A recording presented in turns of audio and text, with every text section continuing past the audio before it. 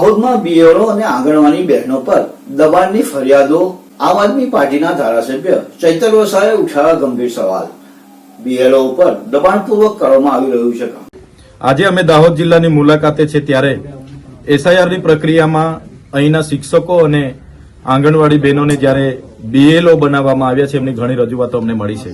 એમણે કીધું કે ભાઈ જ્યારે 4 નવેમ્બરથી એસઆઈઆરની પ્રક્રિયા ચાલુ હતી તે દરમિયાન અમને ગૌરવ યાત્રામાં એનું આયોજન કરવા માટે એમની ભીડ ભેગી કરવા માટે અમને લગાડવામાં આવ્યા। વડાપ્રધાનશ્રીના કાર્યક્રમમાં અમને કામ સોંપવામાં આવ્યું બસો ભરવા માટે અને 15 તારીખ પછી આકસ્મિક 17 તારીખે અમને મિટિંગો બોલાવીને મામલતદાર દ્વારા અને કલેક્ટરો દ્વારા કડક સૂચનાઓ આપવામાં આવી છે અને ઘણી દબાણપૂર્વક કામગીરી કરાવવામાં આવે છે।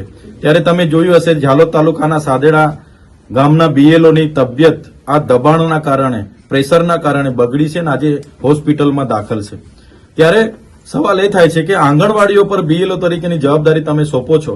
એક બાજુ નામદાર હાઈકોર્ટે આંગણવાડીઓને કાયમી કરવા માટે એમને 24,600 રૂપિયાનો પગાર આપવા માટે નામદાર હાઈકોર્ટે ઓર્ડર કર્યો છે, જેની પણ સરકાર અવગણના કરી રહી છે। આજે શિક્ષકો નથી, એક શિક્ષક ભણાવવા જશે કે બીએલઓની કામગીરી કરવા જશે જેવી અનેક સમસ્યાઓ છે એ આજે અમને મળી છે। બીજી કે પાક નુકસાની જે સર્વે થયું ઓક્ટોબર 24, 25, 26, 27, 28 દરમિયાન જે વરસાદ થયો આ કમોસમી વરસાદના કારણે પાક નુકસાનીનું અહીંયા સર્વે થયું અને સર્વે થયા બાદ એની ચૂકવણું કરવાનું હોય એની જગ્યાએ ગુજરાત સરકારે ફરી ઓનલાઈન ફોર્મ ભરવા માટેની ખેડૂતને સૂચનાઓ આપી।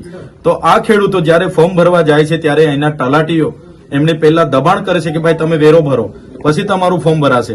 વન અધિકાર અધિનિયમ 6 અંતર્ગત જેમને સનતના દાવા મળ્યા છે એવા લોકો ફોર્મ ભરવા જાય છે ત્યારે ફોરેસ્ટરનો દાખલો માંગવામાં આવે છે અને ફોરેસ્ટર એવું કહે છે કે હમણાં સ્થળ પર આવીશું, જોઈશું, પછી જ તમને દાખલો આપીશું। ત્યારે એ ઘટનાને આજે 20 દિવસ થયા, સ્થળ પર જે સર્વે થઈ ગયા પછી ખેડૂતોએ બધું પાક કાપી લીધા અને પછી ત્યાં જઈને દાખલા લખી નથી આપતા। સર્વરો ડાઉન છે જેનાથી અમને આજે રજૂઆતો ખેડૂતોની પણ મળી છે। ત્યારે એમાં કોઈને તકલીફ ના પડે એ બાબતને લઈને અમારા આગેવાનોને અમે સૂચનાઓ કરી છે।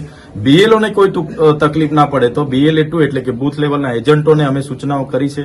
ત્યારે આ પ્રક્રિયામાં સરકાર જે આગળ વધી રહી છે વ્યાજબી નથી। વોરંટ કાઢે છે, પોલીસ એ લોકોને બીએલઓને લઈ આવે છે, કેસ કરે છે, એ કોઈ વ્યાજબી નથી એવું માનીએ છીએ। સાથે સાથે સાંસદ, એમના ધારાસભ્ય અને મંત્રીઓ દ્વારા અહીંના બજેટમાં બહારની એજન્સીઓને લાવીને જે બજેટોમાં લોકોને શું જોઈએ એ પ્રકારનું આયોજન થતું નથી, પણ પોતાને કેટલા મળશે એ પ્રકારના આયોજન કરીને જે બજેટોમાં ભ્રષ્ટાચાર થાય છે એનો અમે સખત શબ્દોમાં વિરોધ કરીએ છીએ। આવનારા દિવસોમાં આમ આદમી પાર્ટીના તમામ આગેવાનો, પદાધિકારીઓ આ વિસ્તારમાં ગ્રાન્ટમાં કયા કામો થયા, કયામાં કઈ એજન્સી હતી, કોને ટેન્ડર આપ્યું, કોની સૂચનાથી ટેન્ડર મળ્યું અને કેટલા પ્રકારના કામો પૂર્ણ કર્યા, પ્રગતિ છે અને નથી થયા તો શું કામ નથી થયા અને ક્યાં ભ્રષ્ટાચાર થયો છે એને ઉજાગર કરવાનું કામ આમ આદમી પાર્ટીના લોકો આવનારા દિવસોમાં કરશે।